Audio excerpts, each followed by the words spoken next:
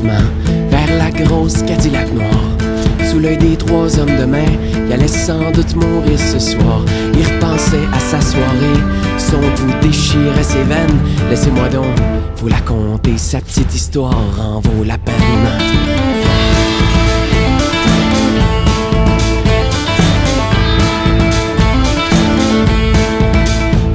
Qui rêvent d'être des vedettes, d'autres de jouer dans Ligue nationale.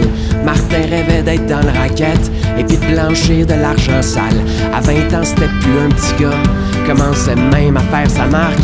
Un jour, il serait dans Mafia, puis il roulerait en Cadillac. À soir, il faisait son premier coup pour le king du racket, celui dont on se méfiait partout.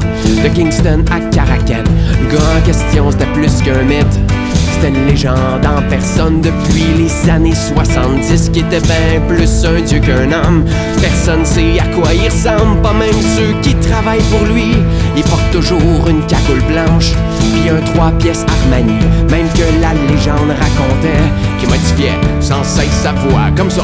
Si on l'enregistrait en cours, la preuve ne tiendrait pas. Il était brillant, le king du racket. C'est pas pour rien que Martin était fier d'être recruté par la vedette qui contrôlait le marché noir.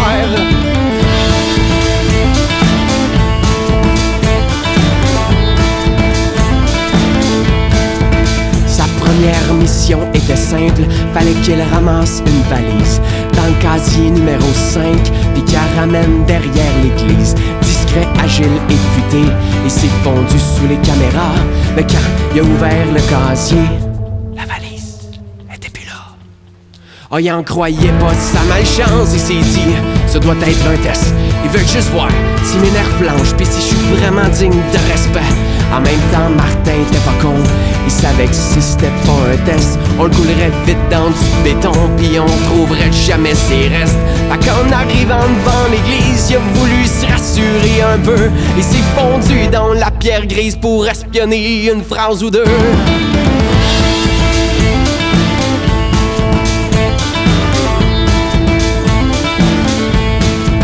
Mais en tournant le coin du bâtiment, juste derrière la benne à ordures, y'avait un type en complet blanc qui soulageait le long du mur. Quand l'homme s'est retourné, il s'est pris le cœur à deux mains. En 2 secondes, il était tombé derrière la benne devant Martin. Et tout ce que voyait le pauvre témoin, c'est les yeux morts sous la cagoule, puis les gardes du corps un peu plus loin, occupés à draguer une poule. Martin a même pas réfléchi, puis il a fait ni une ni deux. Il a mis le complet Armani et puis la cagoule sur ses yeux.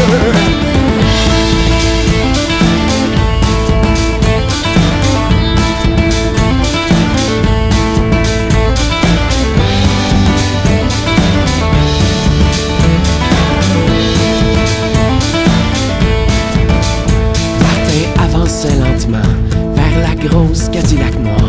Sous l'œil des 3 hommes de main, il allait sans doute mourir ce soir. L'habit l'habillait comme sur mesure, la cagoule y allait comme un gant. Mais en se rapprochant des 3 durs, il se sentait plus mort que vivant. Pourtant, on lui a ouvert la porte. Il s'est assis sur le siège en cuir, juste à côté des 2 escortes qui s'embrassaient pour le plaisir. Où va-t-on, monsieur? A demandé le costaud aux lunettes. On rentre, je veux m'amuser un peu, a répondu le king du racket.